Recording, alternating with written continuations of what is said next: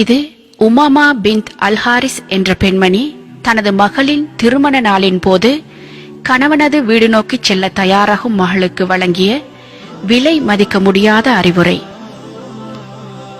எனது அன்பு மகளே, ஒரு பெண் வளர்க்கப்பட்ட விதத்தாலும் அவளுடைய சிறந்த பண்பாடுகளாலும் அவளுக்கு உபதேசம் தேவைப்படாது என்றிருந்தால் அது நிச்சயம் நீயாகத்தான் இருக்க வேண்டும். ஆனால் உபதேசம் மறந்தவர்களுக்கு ஞாபகமூட்டுகின்றதே, அறிவுள்ளவர்களுக்கு வழிகாட்டுகின்றதே.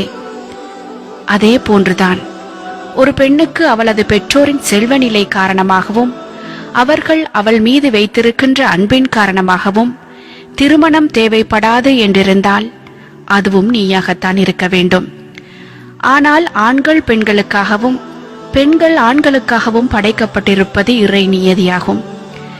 எனது அன்பு மகளே, நீ இப்போது நீ வாழ்ந்த சூழலிலிருந்து வேறொரு சூழலை நோக்கி போகின்றாய். நீ வளர்ந்த கூட்டிலிருந்து சிறகு முளைத்து பறக்கின்றாய். உனக்கு அறிமுகமானவர்களை விட்டும் பிரிந்து அறிமுகமற்ற முகங்களை சந்திக்கப் போகின்றாய். உனது தந்தையின் பொறுப்பில் இருந்தும் விடுபட்டு உனது கணவனின் பொறுப்பின் கீழ் இடம் மாறுகின்றாய். இனி உனது கணவன்தான் உனது பொறுப்பாளனும் உனது நிர்வாகியும் ஆவான். எனவே நீ அவனுடன் மிகவும் பணிவாகவும் கண்ணியமாகவும் நடந்து கொள். அப்போது அவன் நிச்சயம் உனது பணியாளனாகவே மாறிவிடுவான். அவனுக்கு கட்டுப்படும் விடயத்தில் நீ பூமியாக இருந்தால் உன்னை பாதுகாக்கும் வானமாகவே அவன் மாறிவிடுவான். அவனுக்காக 10 பண்புகளை உன்னில் ஏற்படுத்திக் கொள். அவை உனது வாழ்வின் விலை மதிக்க முடியாத பொக்கிஷங்களாக இருக்கும். எப்போதும் அவனுக்கு கட்டுப்பட்டு பணிவுடன் நடந்து கொள். அவனது பேச்சுக்கு எப்போதும் நல்ல முறையில் செவி தாழ்த்தி மிக நல்ல முறையில் கட்டுப்படு.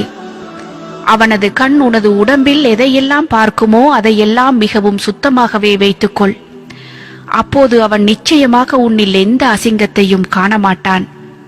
அவன் உனது உடம்பில் உடையில் எதையெல்லாம் நுகருவானோ அவற்றையும் மிகவும் சுத்தமாக வைத்துக்கொள்.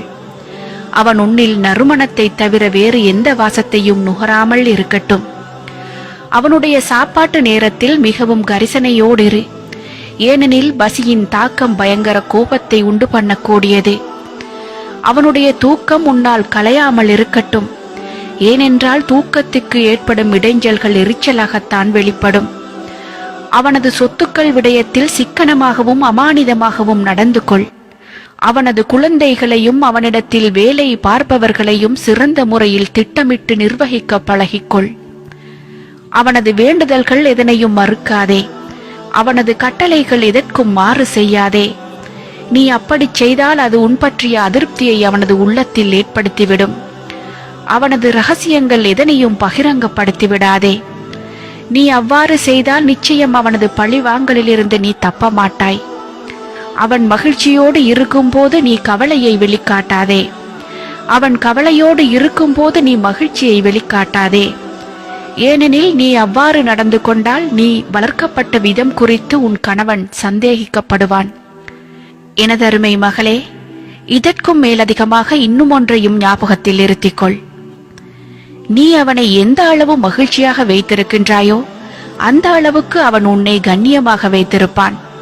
நன்றாக நினைவில் கொள். நீ உனது ஆசைகளை விட உனது தேவைகளை விட உன் கணவனின் ஆசைகளையும் தேவைகளையும் உட்படுத்தாத வரையில் ஒருபோதும் முன்னால் உனது ஆசைகளையோ தேவைகளையோ அவன் மூலமாக நிறைவேற்றிக் கொள்ள முடியாது. அன்பின் பெற்றோர்களே, உங்களது மகளின் திருமணத்தின் போது நீங்கள் என்ன வகையான விடயங்களை அவளுக்கு சொல்லிக் கொடுக்கின்றீர்கள் என்பதை சற்று சிந்தித்து பாருங்கள். நீங்கள் அன்றைய தினத்தில் பேசும் வார்த்தைகள் ஒரு நல்ல குடும்பத்துக்கு அத்திவாரமாகவும் அமையலாம், அல்லது உங்களது மகளின் வாழ்க்கைக்கு நீங்களே வைக்கும் ஆப்பாகவும் அமையலாம். தெரிவு உங்கள் கையில்.